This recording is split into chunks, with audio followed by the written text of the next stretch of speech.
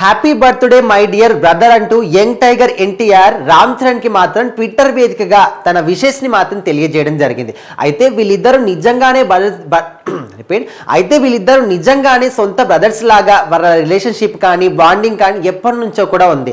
అయితే ఇక్కడ ఎప్పుడైతే RRR సినిమా ఇద్దరు మల్టీ స్టార్ గా ఇద్దరు కలిసి చేశారో అప్పటి నుంచి ఆ రిలేషన్షిప్ అనేది ఇంకా ఎక్కువగా అయిపోయిందనమాట. ఎందుకంటే ఆ సినిమాలో కూడా అన్న అనే విధంగా ఇక్కడ జూనియర్ ఎన్టీఆర్ రామ్ చరణ్ ని పిలవడం కానీ, సో అందరు కూడా నిజంగా అన్నదమ్ముల్లాగా ఉంటున్నారు. ఇక్కడ సినిమా అయిపోయిన తర్వాత రియల్ లైఫ్ లో కూడా అదే రిలేషన్షిప్ ని మెయింటైన్ చేస్తూ వస్తున్నారు.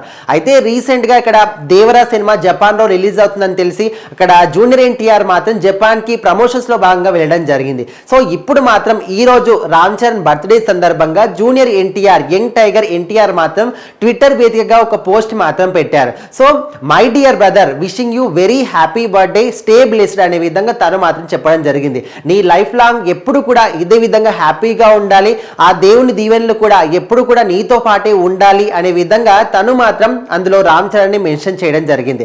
సో ముఖ్యంగా రామ్ చరణ్ కూడా తను మెగాస్టార్ కొడుకు అయినప్పటికీ కూడా తన పేరు ఏమాత్రం కూడా ఉపయోగించుకోకుండా తన సొంత కాళ్ళ మీద తనకంటూ ఒక బ్రాండ్ ని ఆయన క్రియేట్ చేసుకున్నాడు. ఇప్పుడు మాత్రం అంటే ఒక్కొక్క సినిమా చేస్తూ ఒక్కొక్క మెట్టు పైకి ఎక్కుతూ ఇప్పుడు మాత్రం గ్లోబల్ లెవెల్లో గ్లోబల్ స్టార్ రామ్ చరణ్ అనే విధంగా తను ఆ స్థాయికి వెళ్ళడం జరిగింది. తన తండ్రికి తగ్గ తనయుడిగా కూడా తండ్రి యొక్క పేరుని నిలబెడుతూ ఇప్పుడు గ్లోబల్ లెవెల్లో ప్రపంచ స్థాయికి అయితే రామ్ చరణ్ వెళ్ళడం జరిగింది.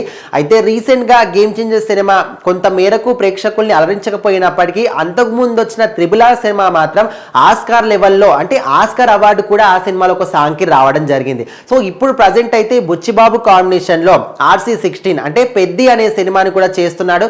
దానికి సంబంధించి తన బర్త్డే సందర్భంగా ఫస్ట్ లుక్ ని కూడా రిలీజ్ చేశారు. ఆ ఫస్ట్ లుక్ చూస్తే కూడా చాలా మంది ప్రేక్షకులు ఇంప్రెస్ అయిపోయారు అనమాట. రగ్గడ్ లుక్ లో కనిపిస్తున్నాడు. ఒక అంటే క్రికెట్ బ్యాక్ డ్రాప్ లో కూడా సినిమాని తెరకెక్కిస్తున్నారు. ఉత్తరాంధ్రకు సంబంధించి ఒక పల్లెటూరు బ్యాక్ డ్రాప్ లో సినిమా ఉంటుందని కూడా